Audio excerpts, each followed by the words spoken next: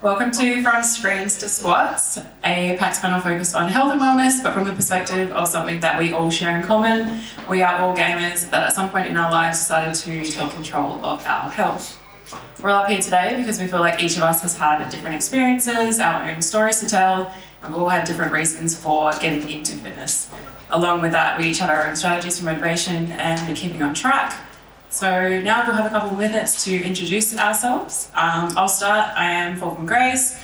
I got into fitness about 7 years ago when I went through a really toxic relationship. I was about 45 kilos, very underweight. I was struggling with a borderline eating disorder and managed to put on about 20 kilos of mass and became an obstacle course racing world championship competitor. Competed in Spartan races, true grits, half marathons, you name it, we've given it a go. So I try to bring that to fitness with gamification, with having apps that give you rewards and badges and little pop-ups like leveling up in a game. We also started Fit for Purpose in 2017 to bring that to you guys as well in screen. So Jack, Amazing. To you. Hello, my name's Jack, or Jack Hutto. Been around the gaming space for a very long time, shooting for a while. I also run a marketing agency in Canada as well. And about 2 years ago, I started back at the gym, mainly because I used to ride motorbikes and all my mates could pick their motorbikes up and put them on the back of their ute, and I couldn't. And I thought, I am not looking weak in front of my mates and I can't pick up my motorbike, so that was my motivation. And now I can pick up my motorbike and put it on the back of the car. Then about a year ago, I started running. I just went, yep, I'm going to go to this hike that my PT asked me to go to. And then I met people talking about park run. I was like, what is this park run thing you're doing? Started park run, fell in love. And now, as you can see, I've done a couple of half marathons. Did my first ultra marathon this year for charity for cancer research, which was cool. Just used it to deal with a lot over the last few years. Lost a lot of people in my life. Cousin, my dad passed away, best friend. It's been good, it's been helpful, and I met a lot of really amazing people, and now we get to talk about it with Bill and Hal as well, so.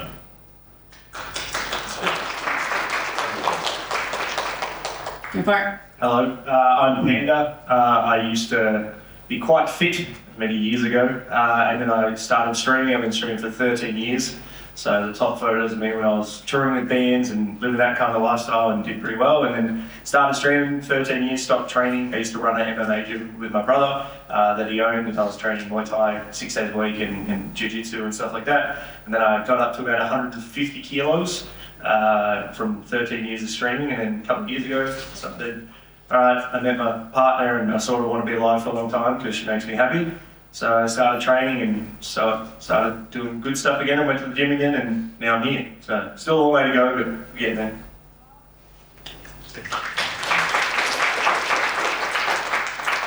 I'm Jed. First off, thanks everyone for coming along here. It's really good to see as many people as I do out here. I didn't expect to see that many. A few of you know me from Fit for Purpose. The channel Grace and I started 6-7 years ago now. But we met at an obstacle course race. She didn't know me before then. I went on a bit of a journey. I lost 53 kilos back in 2013. It was after sort of relationship things. I saw the photos of me on my 30th birthday, looked back at them, did not like what I saw, so decided to take control of some things. Since then, I got myself into the obstacle course racing world championships, 24-hour racing, came 10th on the planet, Australian Ninja Warrior, and from there became a PT to start training other people. But from the whole get-go, I've been a gamer at heart, and I really wanted to try and break the stereotype that gamers are lazy, gamers are never going to be fit, etc., etc. And part of that is with what I do with my clients is gamifying fitness and trying to find ways that people can be interested in this sort of stuff. So yeah, that's what I do.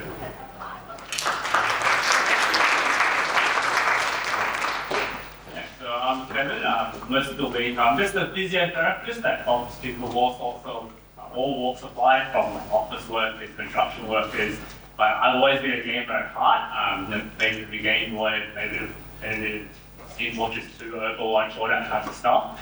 And I was also kind of like Jeff was saying, like there used to be that stereotype where you're a gamer, you've got to be big and you drink too much soft drink and whatnot. But no, you don't have to be, and that fit gamers are a thing, is probably what we need more of. And in that kind of area, I do also help some sport players in Australia, some league legend players that do help them out, which is really fun. I can answer questions at any time here or later. And yeah, I did do a research degree, that's why I have the doctor's title. So I'm just a physiotherapist. And in terms of the sports I like to play, yeah, I did a bit of rock climbing or bouldering, if people might know it. I'm playing volleyball as well. So, and things like that, yeah, I did run the senior cert a few years back. And it was kind of pushed on by my wife, and yeah, we eventually did it. I give myself that one too, but it's fine. It worked. Cool, that's me. Perfect. So from all of us here, we have lots of different walks of life, lots of different age brackets, and obviously a couple of professionals. So we will have time for questions at the end where you guys can direct them at any one of us. But yeah, we have 2 professional healthcare people here to take advantage of. I think the biggest thing for people, especially maybe some people in this room, is how do you get started? I think that's the biggest barrier. It seems like a really scary thing to start this journey. So I think I want to talk about with you guys what difficulties you had starting your journey and how did you overcome those. So Jack, if you want to pick that off. Yeah, I have some notes here just to make sure. Go for it. But I guess the big thing for me was looking at what everyone else is doing and thinking that I need to be where they are. And that's something that I've always struggled with. Like, if I don't get something right or do the best, like I'm the best in the world first go, I'm like, I hate this and I don't want to do it anymore. I think that was the hardest thing, like especially with running and going to park runs. And I've never really been a runner, I've always been a swimmer, so it's a little bit different, and my knees always hurt when I ran. So when I first started, I was like, am I running right? I see other people doing really well, and you know, my park run time when I first started was like 35 minutes, and I had to walk the first half, then run a little bit and walk. But then I sort of just allowed myself to be like, look, it doesn't matter. Like, and there was a lot of people around at the parkrun community that were like, just walk. You know, if you run the first half and then walk the next half and then run a little bit, like, then eventually you will run a whole one. And then you'll eventually start looking at your training and how you can change that to make you faster if that's what you want to do, or run longer. And I think that was the hardest thing for me, was just one, pushing myself too hard, trying to get a better time, or just trying to be this fucking legend out there that's going to be running marathons in 2 weeks after starting and that sort of stuff. So just like the actual challenge for me was just slowing it down, not worrying about what everyone else is doing, not needing to go out and spend $1,000 on carbon shoes and all this crazy stuff that I'm Good like... question on that, Jack. And I suppose we probably will jump on each other. Yeah. Just because I think people have questions like this as well. I think social media social media was a part of that, in that you were following people that were potentially at the peak of their training, and they had you couldn't see the thousands and thousands of hours that put into that to make that one photo, and you go, man, I'm 100%, I'm not that, right? 100%. And you'd think like I would be posting, hey, I did a park run on the weekend and I did it in 40 minutes. You would think, just seeing everybody else, you're like, people would be like, hey, you're slow, you're shit. You know, but everyone, it was the complete opposite. And that's so sick. Like, I did a park run as well, and it was just like, the community's awesome. So I think that's definitely the one thing for me, is just slowing it down, enjoying the process, just being outside and doing something a bit different. So yeah. I think something as well is not comparing yourself to yourself, because there's been times where I've focused on powerlifting, I've been able to deadlift 100 kilos, and I can't do that now, but I don't beat myself up because I'm focusing on cardio and running, so I'm not doing lifting. And like, comparison is the thief of joy. Don't compare yourself to anyone else or even your past self.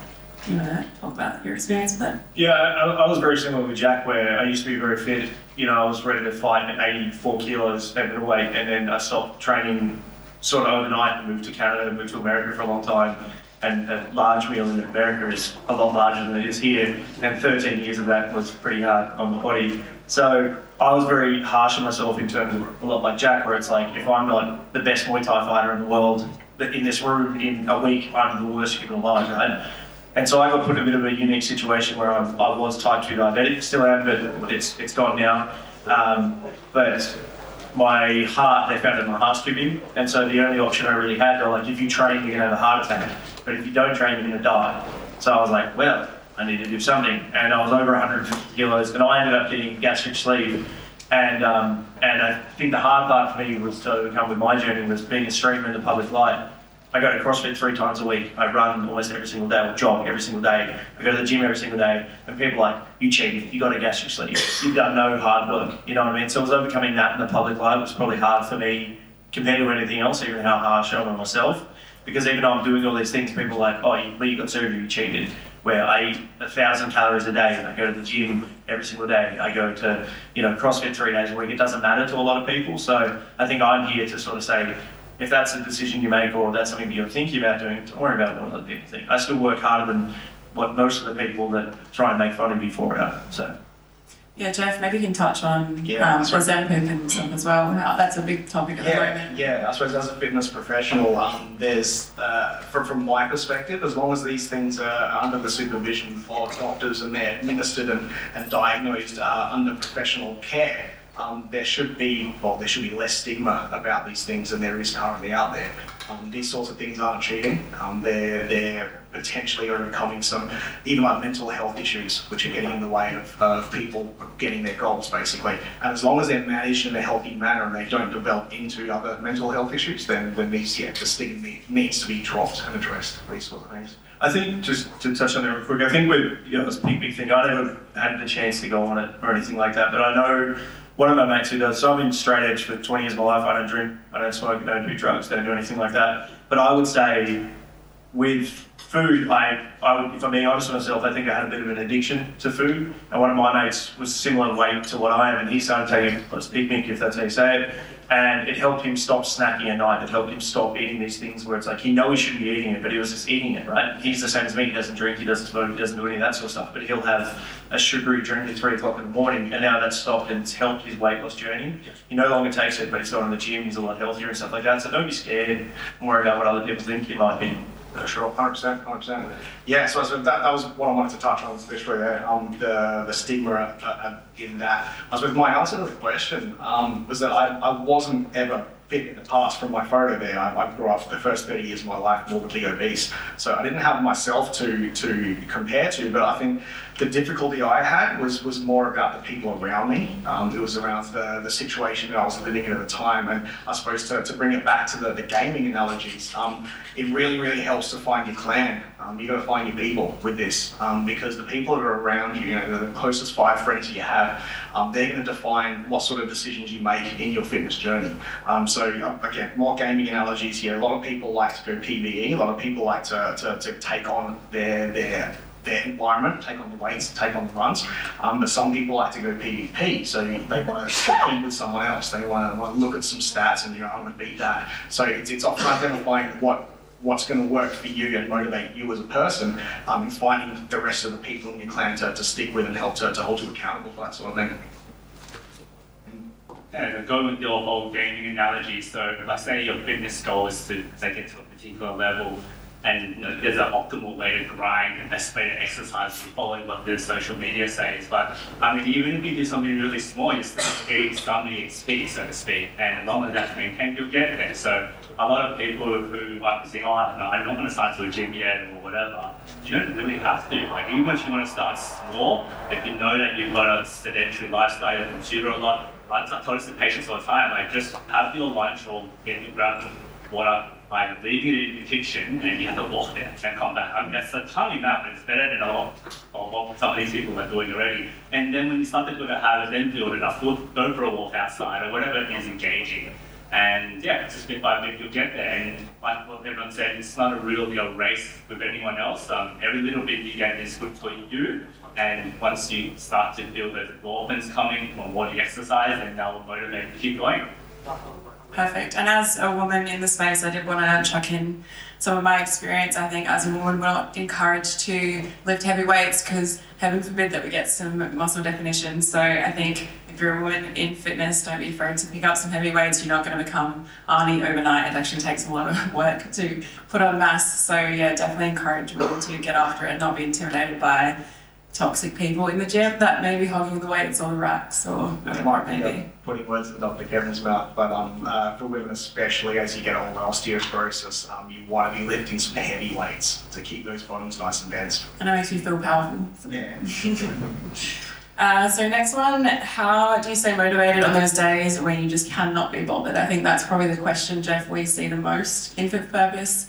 on stream. For those that aren't aware, we stream fitness on Twitch 3, 4, 5 times a week, our own workouts, body weight things that you guys can do from home. And we see a lot of people, how do you stay motivated? So Jeff, do you want to kick off on that? Yeah. So this is something I've taken from a lot of people I've listened to, but I don't like the word motivation. Some people do, but motivation is something that usually comes from outside, comes from externally. You can't control that. So a lot of time when people are, you've got to motivate me to go to the gym, what really works for people, you've got to build discipline. And discipline is what's going to force you to build the habits which continue on throughout your life. So it's usually about 3 weeks. If you do something for 3 weeks, you'll continue to do that because it just feels normal to you. But yeah, the unfortunate thing is that humans, we're going to find the path of least resistance with things. So if the motivation isn't there, I'm going to stay home. I'm going to stay in bed. I'm just not going to do it there. So if you're deciding to actually not do your workout, then what that shows is that the goals that you've set for yourself just aren't important enough to you. So usually instead of motivation, I like to look at goal setting and thinking about why you're going to do this. Because if at any point you go, nah, I'm going to stay in bed, then why are you actually doing it? It's not important. So you've got to find those things that are super important. So for a lot of people, it could be health scares, right? It can be, you know what, I'm not going to grow up to see my kids grow up and graduate. Or it could be, I need to fit into, a certain pair of pants. I need to, for my job, to be able to climb up a 300-meter tall tower, that sort of thing. So all of these things, if action isn't taken, then you know what, I'm just not going to be able to do what I need to do. So finding those goals is a pretty big motivator. I think it's important to say realistic goals as well. Like I think it's important not to set a goal where it's like, I want to be, if I'm 100 kilos, I want to be 80 kilos by like the end of the month, right? Because I think that can be dangerous. So just make sure that if you are going to set goals, they're realistic. Because I've definitely fallen for that a few times. And set mini goals as well. So if you want to get that ES5, maybe set the goal for when you want to get to 95 or to 90, and then at least you can see yourself chipping away there. So. Ideally, engaging a professional can definitely help with that, to figure out what is safe with weight loss, especially. I think for me, motivation is a little bit different. My answer is really short. I have a really angry Singaporean wife, and she will tell me and remind me. Did you go to the gym? No, you should. Okay. I've got a Malaysian wife. That's how it is to see yourself. Yeah. I think, Jack, did you want to touch on, because I know you're a heavily motivated person. I feel like you're maybe commenting the opposite of being my wife's too actually looking at me. motivated. Yeah, exactly. I think the goal setting thing really helped for me as well. Obviously, the whole motorbike thing, that was literally what got me started in the gym. I'm like, all my mates that I went to school with can all pick up their bike and I can't. Why? I'm a little bit weaker than they are, which is fine, but I want to be able to do it. And that was just what got me started. And then with the whole running thing, then, cousin passed away and all my cousins, none of us ever ran. And we're like, we want to do a half marathon. I'm like, my cousin would literally be laughing at us thinking you guys are so stupid, but if that's going to help us, with all our mental health and obviously physical health as well, but the half marathon goal, I was like, that's it, that's my new thing, I'm obviously 30 now, so I've got to start running. But that was the thing, and it's crazy because as soon as we did that, then I kind of fell off a little bit in terms of my training because I didn't have anything to train for. It's like running hasn't been a part of my life since I was a kid. It's just that thing that I do, which gaming is. I've been streaming for a long time as well. So when I stream and then I take a night off, I'm like I need the stream because I've done it for so long, and running just wasn't that straight away, but that is now. Like if I miss, I've got a plan leading up to the next goal, which is another half marathon. I miss a day, and it's like my whole world's is over because I missed my run. The other night, I had to record some stuff. I went for a run at 11:30 p.m. because I needed to get a 4K run in before the next day. Just stick with my little schedule so I can tick it off and say I did it.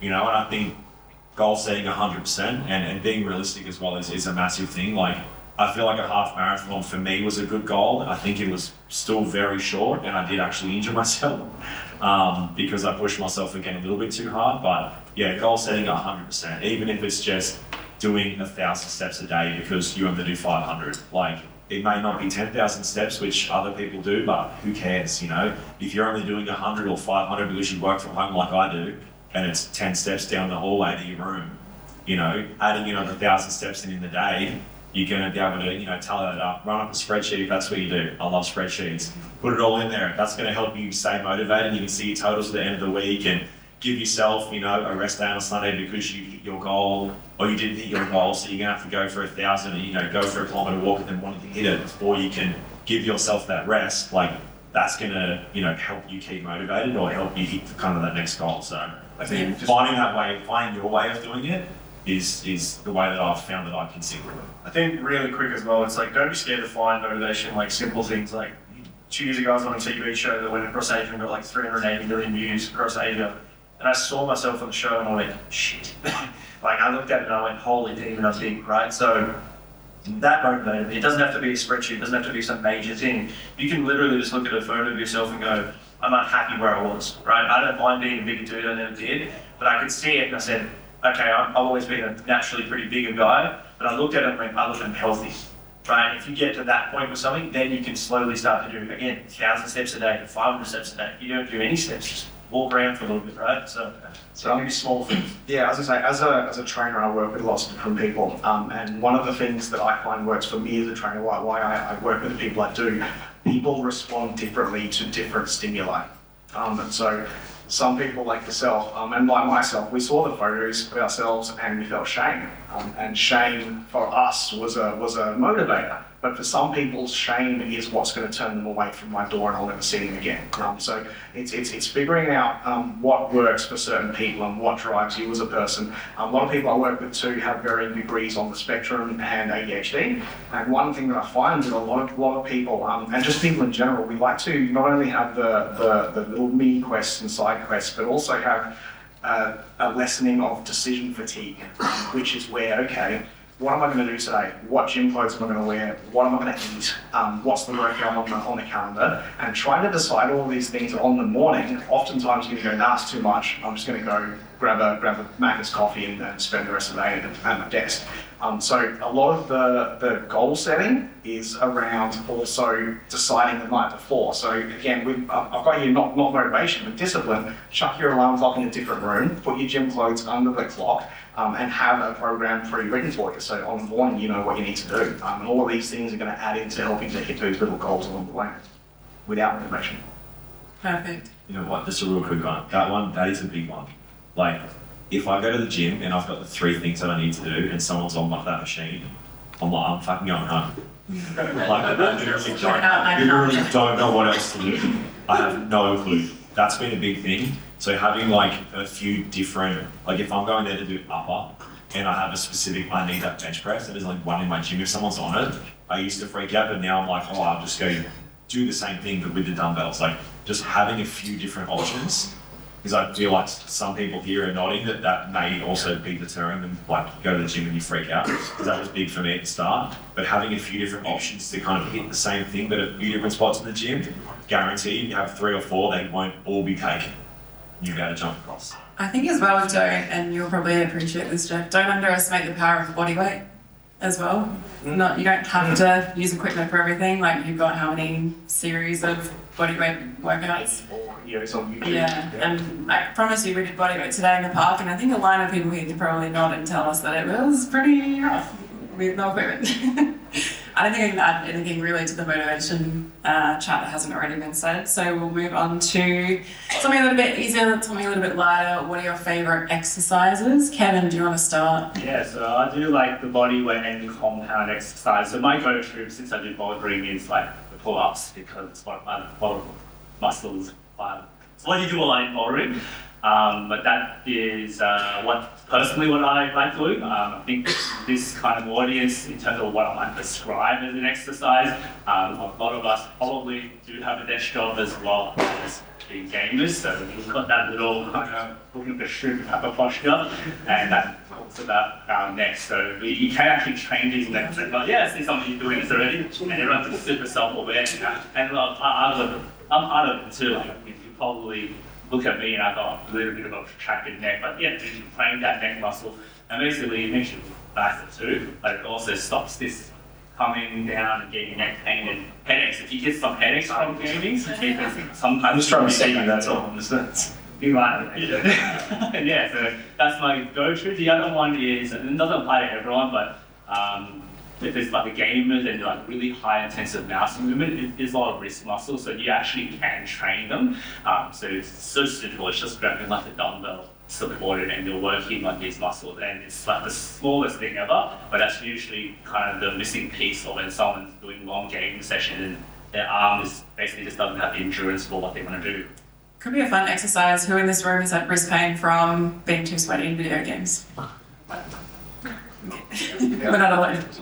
I think for me with the exercise, and for everyone, I get asked this question all the time on stream because I've lost quite a lot of weight, and it's like quite dramatic because I play like a 15-minute intro and people go, who the hell is this person now streaming, right? For me, it's like I do CrossFit, I do my own stuff at the gym, but it's like honestly my favorite thing is just incline walking, and it's the biggest thing that's helped me lose like rapid amount of weight.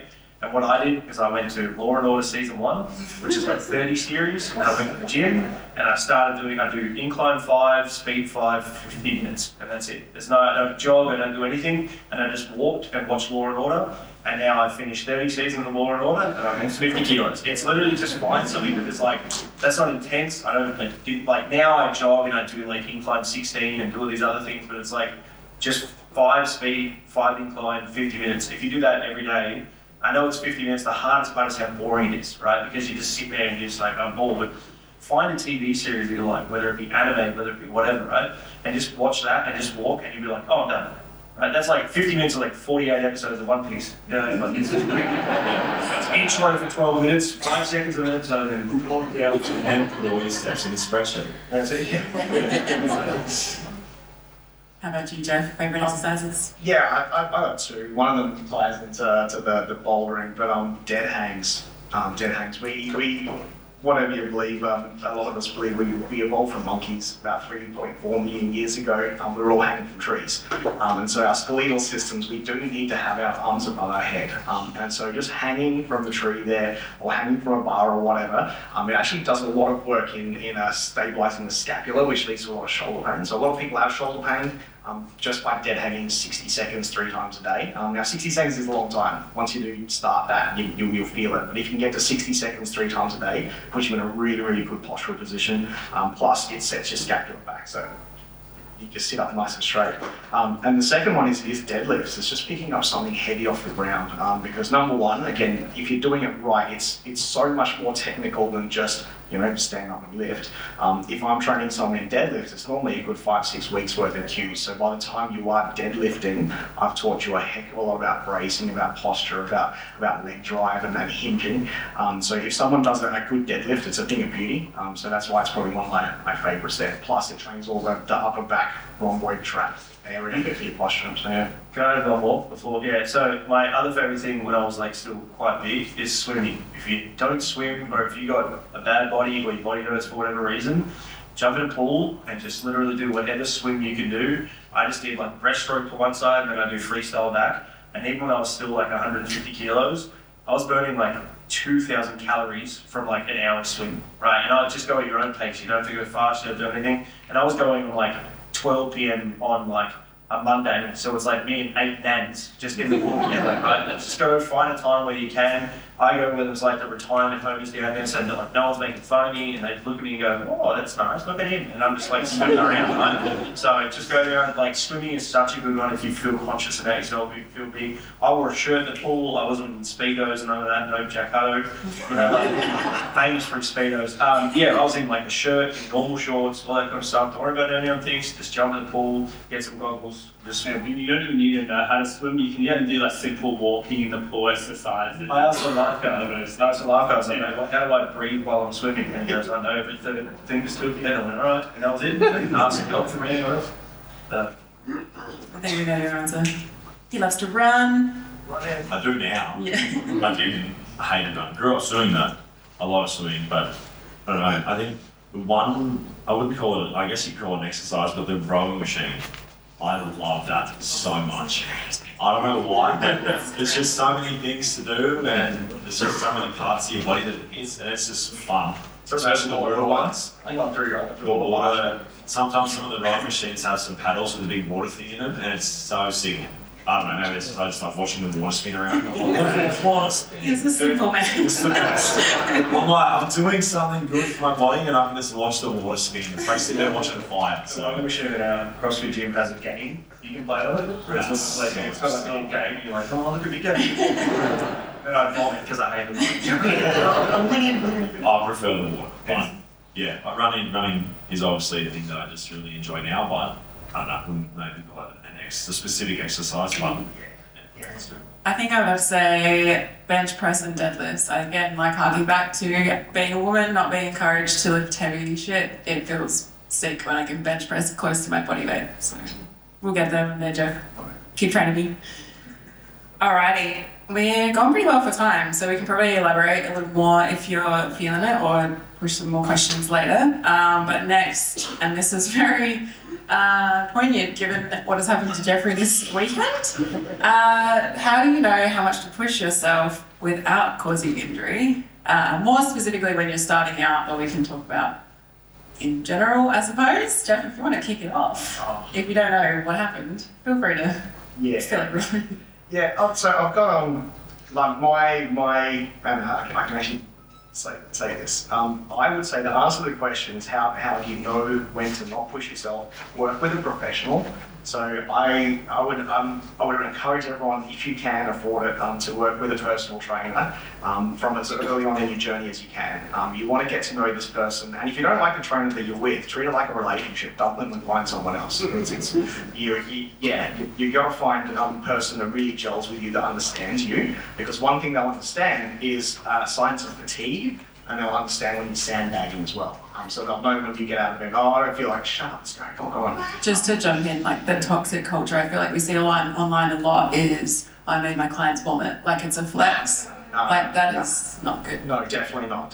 So you want to, there's a Goldilocks zone for how much people are working, and that completely depends on your goal as well. Like if you work hard and fast, cool, you'll be good at working hard and fast, but that may not be best for weight loss. So you got to work within the actual goals that you're working with. And so the one thing that I do with a lot of my people for the first few months I'm working with them is figuring out at what level they're pushing whenever I'm doing a certain thing with them. So for me, I don't know how to coach. So I pushed pretty hard the other day and I tore my calf. So that's what happened. Playing dodgeball. I was playing dodgeball. So that's the thing. I wasn't watching myself for my signs of fatigue. I've been training for high rocks for a bit. I've been doing a whole bunch of running. So I think I was over fatigued and the adrenaline hit when we're on the floor the other day. Understand. Big lights, big cameras, everything going crazy. Yeah. And I pushed too hard. And so it's one of those things. And now I'm going to work with someone like Dr. Kev. Yeah, Kevin, if you want to jump in. Yeah, I guess the more scientific way of looking at it is once you're able to push to where your body limit is, it doesn't magically double in strength overnight. Kind of rough percentage, it might increase it around 10 to 20. So say you're aiming for a 10-kilometer run, and at the moment you know that you only can do 2, and you don't jump to 5 straight away. Mathematically, 2.5 or a bit is probably the safe zone. The other little tip I give the patients is so sometimes pain is a bit hard to kind of follow as too much or too little, but the general rule is that 0 is no pain and 10 is like hit by a truck. At 3 or 4, kind of you feel it, but you're not changing your facial expression just yet. Usually that's an okay amount of pain when you're pushing your body at that little bit of a limit, and it should settle basically when you stop for at least an hour afterwards. If it's kind of lingering for a while or the next day it's starting to hurt, then retrospectively like, okay, where that level is, it's probably really close. We'll dance around that, don't push it just yet. The interesting thing with like tendon pains is that you won't necessarily know that it's because of fatigue you're getting that issue. It's tendons just eventually get irritated and they just flare up. So that's where you go back to that first point there. You just know that that's where you're starting to feel like you're not able to push as much. Say 2 kilometers or 20 kilos. Then if you were to increase it, then that 20% that's a good general start. And if any of you are more like just starting for the first time and you realize you're getting a lot of gains, which is a lot more than 20%, that's actually true. So when you first start exercising, a lot of the strength gains you get is actually your what we call neural control. So your brain finally knows how to tell these things how to work, and they're not even bigger yet, but they just work more properly. And then you hit the point where okay, they're working as properly as they can be, and then it's muscle growth or muscle changes. That's why it actually slower. So you might get forced into a false sense of like, oh, it's going to move through really quickly, but actually around the 4-week mark, it's typically where it starts to slow down. Move gains. Yeah, yes. Yep. I think for me it would be, I'd use the sort of analogy of Muay Thai and Jiu-Jitsu, right? Like if you ever trained in any sort of martial art, big thing you need to leave out is ego, right? And just use that as gym for yourself, right? Like again, Jack and I talked about how we used to be really fit, we used to be strong in our own heads, and then you go into a gym and you think you're that good, and then you just get your ass handed to you, right? But no one wants to also spar with something who's like ego sparring or ego rolling. If you're rolling jiu-jitsu and some guy's trying to rip your knee out of the socket, no one wants to roll with that guy, right? So I have the same sort of mindset myself when I'm just, in my head, I need to run 10Ks, you know what I mean? And I can't. Even now I can't run 10Ks. I could probably run 2. Right, and it's the battle I have is with myself, not to try and injure myself. So I got to get rid of that ego and just say to myself, "Hey, you've done really well so far. Even if you got up and worked out once, you've done really well. But don't try and do, 10Ks your third workout, right? So you just got to get rid of that ego, because I think that's how you don't push yourself and hurt yourself. Be realistic, take it slow. It's a slow journey. If there was a magical thing that we could all do and be fit, we'd all walk out of this room with a six-pack. It doesn't exist, right? I think that harkens back to also not comparing yourself to other people again. Like, I saw my friend lift 100 kilos and I'm just going to jump on even though I've never touched a barbell. I'll jump on with what Jeff said before, like working with someone.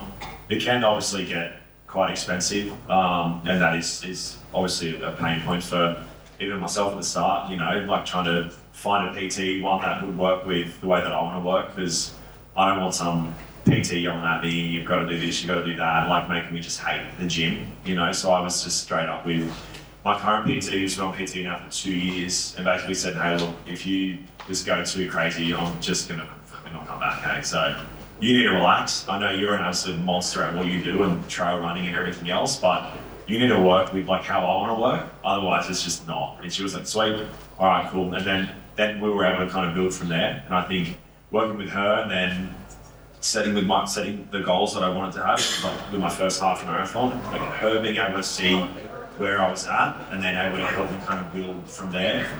Should have helped with my injury, but then I, again, have learned a lot since then, the start of the year, and pushed myself a little bit too hard in training, and that's when I really hurt my ankle. Kev, if my ankle's been hurting since February, I should get that looked at, right? Probably, yeah. I'll have a look next February. My ankle. So yeah, but definitely trying to find like at least someone that knows what they're talking about, for sure. Definitely have a chat with Jeff. I just want to say, so if you can't afford it, because it is expensive, right? Yeah. I haven't spoken to a PT yet since my surgery or anything like that, and all the training I've done last year. I just YouTube stuff. Obviously, that's not going to help in like form or anything like that. But if you genuinely can't afford it, there is a lot of stuff out there, right? Of course, go to a PT. Yeah, my stream is free. Yeah, there you go, right? Like, So is YouTube. yeah, like the stuff is out there, and if you genuinely can't afford it, because life is bloody expensive these days, there is stuff out there. So if the demotivation for you is you can't afford a PT, there's still stuff out there. So don't think you have to do it. That's really why we started Fit for Purpose. We saw a gap in the market. We knew that as gamers on Twitch, it was a platform that people were comfortable with, so they weren't coming into a space they weren't familiar with, coming to a weird fitness app with a bunch of toxic people on it. Toxic people on Twitch, but in the fitness industry it's a bit different. But yeah, in a place where they're familiar with someone who I think is a really good role model in Jeff, and I'm there as the female representation. We're trying to be a good team to show you guys that fitness is accessible. You may not get a tailored plan, but you get something to start with. It's even just quickly to jump in, even my running form, like I know how to run, right? You just lean forward a little bit and then your legs go and then you're doing the thing, you're doing the running thing. But then when you start needing to run further and faster and all the rest of the spreadsheet bullshit, I didn't know what I was doing. I didn't know how, I landed on my heels. You're not supposed to do that. I didn't know that, but then jumping in on the guy's stream, I'm asking some questions about it, and then just like, hey, here, I'll jump on the treadmill, and then this is how you do it. I'm like, oh yeah, cool. So you do sort of like this, you don't run like this, how I'm running, and those like really small things have really helped a lot, and it's just by watching the streams and just kind of getting involved. So. With stream stuff as well, if you are going to stream any of your working out, like Twitch is a very harsh place, but I just want to say real quick, I play unknown for World of Warcraft. There's a dude from World of Warcraft named Bashira, we've been in the same guild together for a long time. He's in the Arnold circuit, so he won a world physique competition. I watch people critique him. So if you are going to do any of your streaming stuff and you're going to do it, any fitness stuff, people are going to be assholes. Don't listen to him, because he literally wins physique competition, but they're like, you're doing this wrong. He's got that blood, bro. Yeah, he's got a $30,000 gym in his home, right? And he knows what he's doing. So don't take it to heart. Just before we move on to the next one, I wanted to kind of direct a question at you, Kev. I've done a knee injury through running a couple of years ago and did a lot of rehab on that. Would you recommend prehab to people just as in general while they're exercising? So prehab, so normally when I think of prehab, I mean someone that go for surgery when I build them up. But in terms of, do you mean more like if that's a starting activity and you don't want to just get just to like bulletproof themselves? Yeah, because for example, let's say one of you just started running, but maybe there's something going on, maybe one leg is weak and the other you didn't notice. So sometimes, maybe you might notice it once you go to the gym, but like this leg can do 10 reps of this weight easily, this one can only do 3. And that's at least a little indicator that, okay, well, if you're trying to run, you meant to use both legs, something's going to go a little bit funny. You don't have to go to a physio, but if you want to, definitely we can help. So quick answer is yes, it does. It helps you know your own body first and pick out if there's anything kind of missing in the whole picture that you might need to kind of tackle individually before you tackle a bigger sporting event or goal. I feel like that was a question for chest injury, but you just didn't want to pay for it.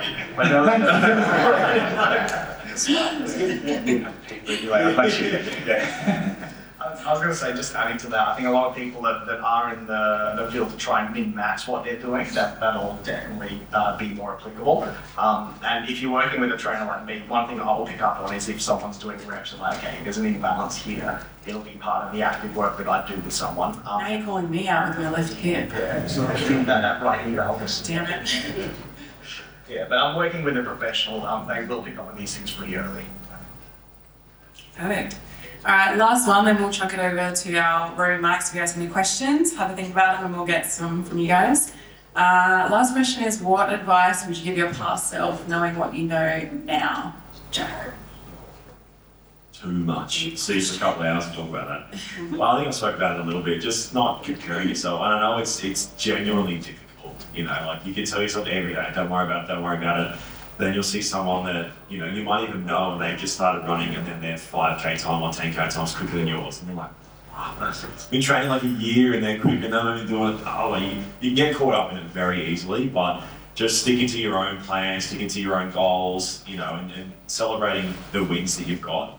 You know, I had a time that I wanted to do for my first half marathon, was nowhere near it, out by at least 35 minutes. But I was like, look, I still did it. You know, there's only a small percent of people that can do a half marathon. So like at least take that as the win. And then I did it and, you know, now I've got my third one coming up and I'm in a really good position to beat that time that I set at the start of the year. So it's been a journey, but like, you know, I was only at the start of my journey at the start of the year and then done so many awesome things in between then and now I'm slowly getting to that point where I wanted to be. So it's taken a while, but yeah, and I think the other thing as well is like the stuff that you have, you know, the clothing and the shoes and the glass and all the rest of it, you can get really caught up in that about that. Hey, if you follow me on Instagram, that's funny. Okay, that might not be. Yeah, But hey, look, this question is, what advice would you give to yourself? True. No, okay? I did get caught up in it, and I do have lots of pairs of shoes and lots of fancy glasses and now fancy hats. How many running vests do you own? Vests? Yeah. 5. Okay. Check. You look great, mate. And how many vests do I use? 3.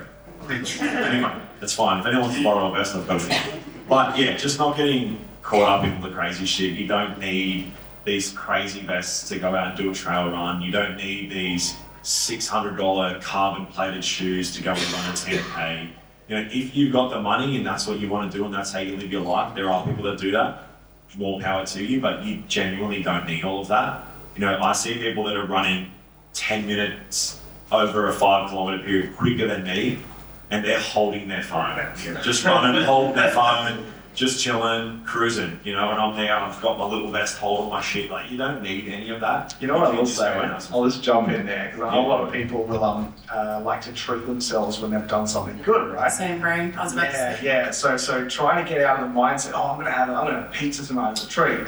It's not gonna help you. It's not gonna help the boat get any faster. But what will make you feel good is a new pair of running shoes. I was going to say, I'll buy me new running vest. Yeah, exactly. So that's gonna encourage those good habits. So that sort of thing is cool, I think, in certain circumstances. Yeah. I think what I'd say is it's not necessarily about fitness, and Jack and I have a lot of conversation about this. We are slowly molding into the same person. But for me, what I think I tell my past self is I'm 38, I'm 39 this month, and I come from a generation of dudes not talking about their feelings and not talking about how we feel or mental health or anything like that. And I think it's not necessarily fitness, but I think what I tell myself is be more open. If you're not okay, talk to your mates then, whether you're a guy, girl, whatever you identify as. If you're not okay and you don't feel good about yourself, whether it be fitness-wise or mental health-wise, talk to your mates about it, because Jack and I have lost a lot of friends in the last couple of years, and I don't want to lose any more mates. So talk to people, not necessarily fitness, but that's what I tell my past self, because if I talk to people, maybe I wouldn't have gotten as big as I got, because maybe a lot of that was to do with mental health and I was eating to deal with that, right? So. Jeffrey. My answer goes back to actually, you mentioned it before, Kev, the treating your journey early on like an RPG, going back to gaming, and making sure that you do value every little piece of XP that you get. So don't ever go out there, you know what, today felt like crap, it was a crap workout. No, like you're gaining bits of XP as you go along. And so you want to make sure that you're valuing what you're doing in terms of your goal as well, knowing that what you're doing is different to someone who's raising 3 kids or someone who wants to be a powerlifter. So knowing what your goal is and valuing every little piece of experience along the way there. I will quickly jump in, that's a beautiful point. Because there are still, even to this point now, 2 years into going to the gym and year into running, some days I've just had a shit morning dropping the kids off, work's hectic, I don't have time to go to the gym to do my 3 sets that I try and do. If I go there and just do 1 set, I'll get home and it's 20 minutes, then I just genuinely feel so much better. So it is those little pieces, like you'll have your schedule, you'll have your plan, but life sometimes just gets in the road. But even if you just do 1 tiny piece of that, then the next day you can go hard at it. Like at least you've done that one thing that day, and like you will 100% feel so much better for it. If you got no kids and the new Diablo season came out, I guess I can not go for an hour. You've got a treadmill at your computer. You literally have no excuses. Yeah, for me, I think I wish I'd tried different sports or activities earlier because I hate running, sorry.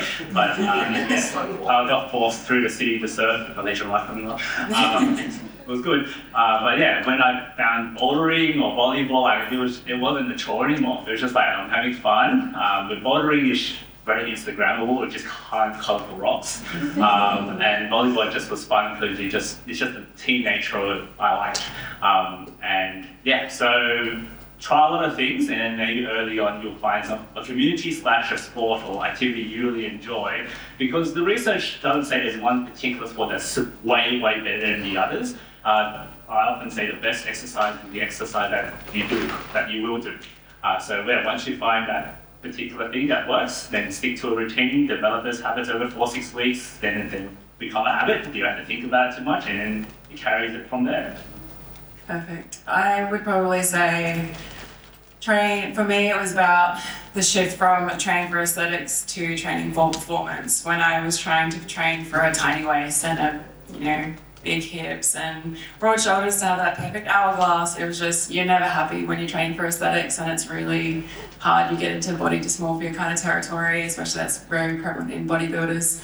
And that's why we didn't have a bodybuilder on here today. Jeff, I know that was something you were really passionate about, is making sure that everyone here today had different walks of life, but we tried to stray from the more toxic sides of fitness that can lead to a lot of mental health issues. And for me, training for performance, seeing gains in the gym or being able to do certain obstacles on the course, that was just the biggest mental gain for me, and physical as well. So I think with that, we will open it up. We have about 10 minutes left, which is kind of what we were thinking. So we do have a roaming mic around if we want to just head to some questions. Oh, there are some questions. Yeah. It's always really awkward when you do these. I mean, no one puts an answer. It's fine. Well, Fine. we're still 10 minutes. What about the upload? Do you upload me with no experience?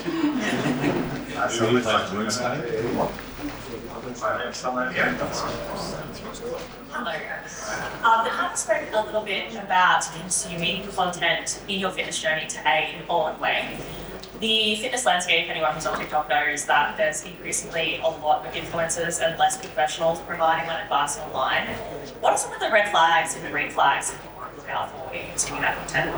Jim, I think as the pro, you guys, yep. If it's not fit for purpose, Actually, I say to all my clients, look, I'm a trainer, but I may not be perfect for you. So you find the professional that works with you. And I think that's probably the first thing is check their credentials. So whether they're educated and qualified, that's the number one thing. They've gone through a process of actually learning and then being tested on that learning. That's not to say that they're great at their jobs. We all know, some people that have jobs aren't great at them. So again, it's about the first qualification is going to be that point of what are their credentials, and then from there you want to look at, I suppose, and this might be something you talked on, Kev, is peer review, where it's hard to read a lot of peer review papers, but if you hear about people being peer reviewed or like other people, like their peers literally, then that could be a red flag as well. It's definitely okay for people to have anecdotal posts. Like I like to post things that I have achieved, but it's my experience with it. I'm not telling you to go and do what I've just done. It's more my experience and trying to, I guess, motivate externally. Yeah, I guess some red flags would be because treating patients, everyone here is a different individual. So if someone's kind of going, these are the exercise that fixes everything for everyone, that doesn't make sense, right? So those are things that you can kind of pick out on. It's really just the credentials, you can always look up, but a lot of stuff doesn't really have super deep research, not a single research paper exists for every single question. Sometimes people can have ideas that doesn't work for some people, and they lived it and they want to share it. So I don't think I would be too critical saying that's completely wrong, but if you start doing something, and back to what I said earlier, you listen to your own body with the pain levels, and also if someone side feels a bit weaker, I don't think that's when you can ask someone who goes a bit more for your particular circumstance. Actually, I think I'm very polarizing language when they say you must do this for abs, that sort of thing. Watch out for that. That's a red flag. Yeah, be dubious if they're talking in absolutes. Yeah. I think for time, I'll just add, check their credentials. If they're just someone who's fit but doesn't have anything, never teach people and not educated, then that shows you weakness. Awesome. Great question. Thank you.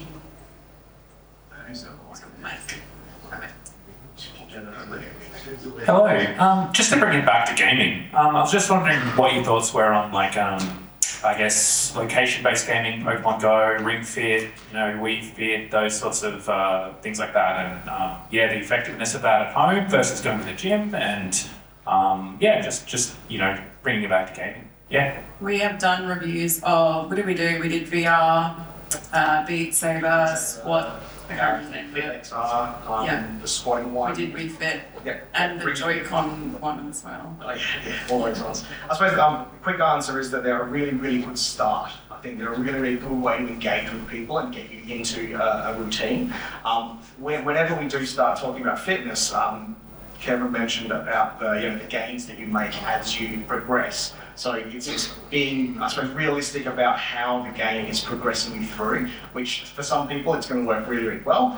For other people like me, I found I maxed out all of these games very quickly, and in terms of what it was doing for me personally, it was nothing.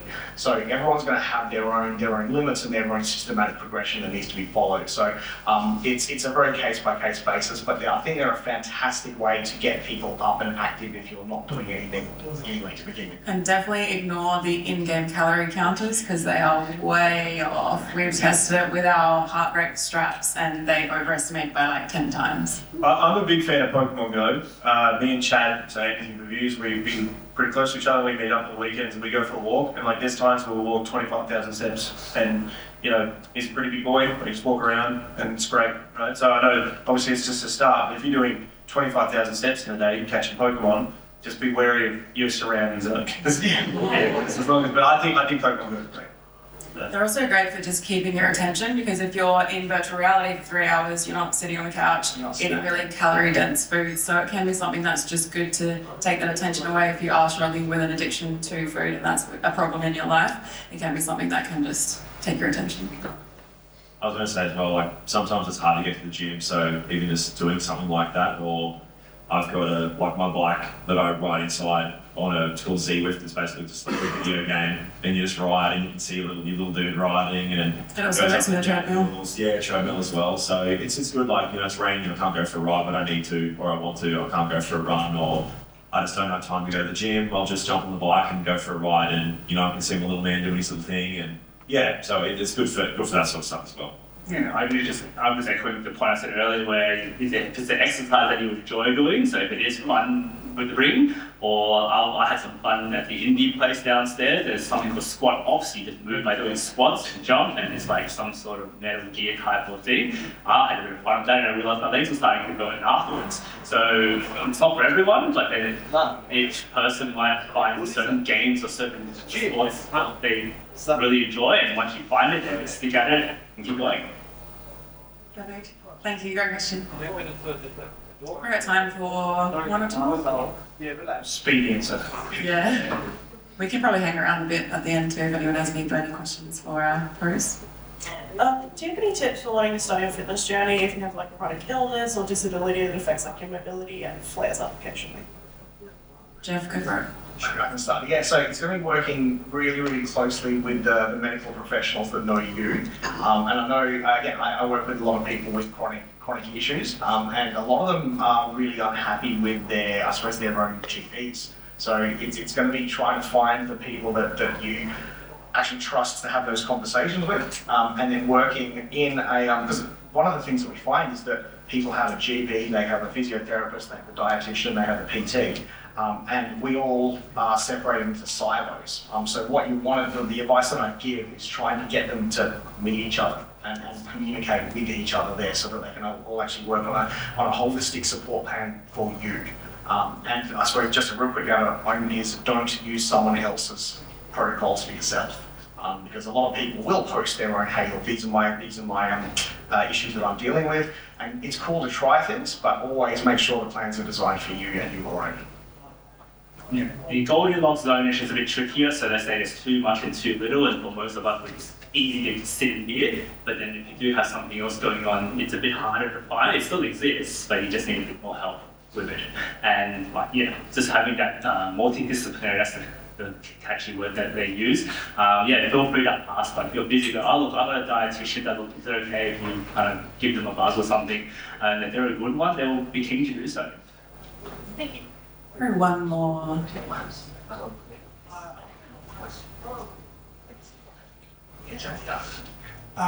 Thank you for all the physical activity tips and all that, but I was curious, how important is diet and food to you guys in general, or is it just a calorie game? I think, like, for me, calorie deficit is a big thing, right? Unless you're doing, 50,000 steps a day, you can't sit there and eat whatever you want to eat, right? You got to be realistic. But I also think the biggest thing that I've found is be realistic, right? Like, you don't have to do some fad diet that's like, I saw this on TikTok, this works for this person, I'm going to then copy that. Every surgeon, every doctor that I've spoken to, every single person is like, find what works for you. Don't eat 5,000 calories a day, right? Unless you've got a reason to, if you're trying to power lift or whatever. But if you can eat 2,000 calories a day and you're doing a little bit of activity, you can still eat nice on 2,000 calories, right? You just have to be, I think the big part of that diet is being realistic to yourself. When I was big, I was eating unhealthy. I was drinking a litre of energy drinks a day. Didn't matter what it was, I was drinking a litre of soft drink. I was eating burgers, I was doing that kind of stuff. I don't need surgery, I don't need to work out to know that that's bad, right? Like, we all know what we're doing. You just have to be realistic, I think, in own up and go, okay, I shouldn't be eating that much. I'm going to cut it back, right? So find a diet that works for you. You don't have to go keto for the next 6 months of your life and then you stop doing it, and then it just all comes crashing down, right? Find something that works for you, in my opinion. So. I'm currently studying nutrition, and there are different levels of nutrition and the types of advice they can give. So a dietitian is the person that can give you the most specific advice for you. Nutritionists, much less so. Influencers should not be giving out diet advice at all.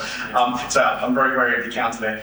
So yeah, I suppose the common sense thing is most people know what's good for them and what's bad for them, what's going to send them to the toilet for the next day, what's going to upset my gastric system.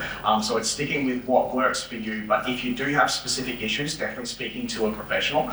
Personal trainers, again, like me, I'm not qualified to be speaking on dietitian stuff yet. So be very careful about that. But yeah, the calorie in versus calorie out is in essence, the only way to put on or lose mass, but it's going to be different depending on your special requirements. I just want to jump in just a really quick one, but to answer for me to answer the question, like, yes, diet is massive in everything, like whether it's to lose weight, diet 100%, whether it's to gain weight and gain muscle and lose fat, like diet 100%. Even with changes in my diet as well, I found like my ankles and stuff were swelling a little bit more. Maybe that's not diet, but you know, speaking with people that can affect that as well. So diet is definitely like a very big key in any sort of fitness. Even if you're not really doing much, but you're just sitting at home, like diet is definitely still a massive thing to have a really kind of big key kind of focus point on. I mean, you don't have to not enjoy food. That's the biggest thing. Like we eat tasty stuff. Unfortunately, we'd love to stay to chat longer. You guys have been amazing. Thank you so much for coming. We weren't sure how this was going to go because obviously the stereotype is not that gamers give a crap about health and fitness, but seeing all of you here engage with us has been amazing. We do want to take a quick selfie if we have time. And if you have any questions, feel free. We'll stick around outside if we can't, or in this room. Good ways like us. Yeah. Oh yeah. Hell yeah! Hell yeah! Thank you.